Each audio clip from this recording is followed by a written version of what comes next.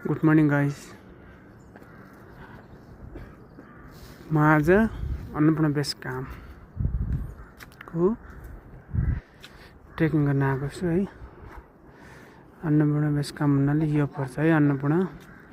यसको फेरीमा उताबाट गएर उयो यतापट्टि माछापुच्छ्रे छ है।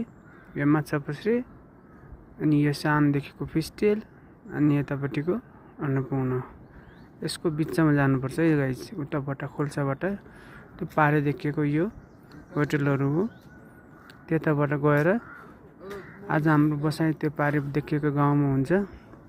त्यसपछिबाट 4 घण्टा हिँडेपछि फेरि उतापट्टि कुनामा हाम्रो बसाइ हुन्छ। 6 दिनको बसाइको ट्रेकिङ छ। आज हाम्रा ट्रेकिङ साथीहरू छन् यहाँ है। गेस्टहरू त सुतिरहेका छन्। गेस्टहरू उठ्ने बेला भएको छैन।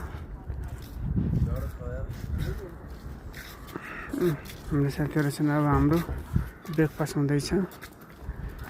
हाम्रो एकजना कोरियन गेस्टहरू चाहिँ बाहिर निक्लियो किनकि भ्यूज राम्रो देखिएको छ।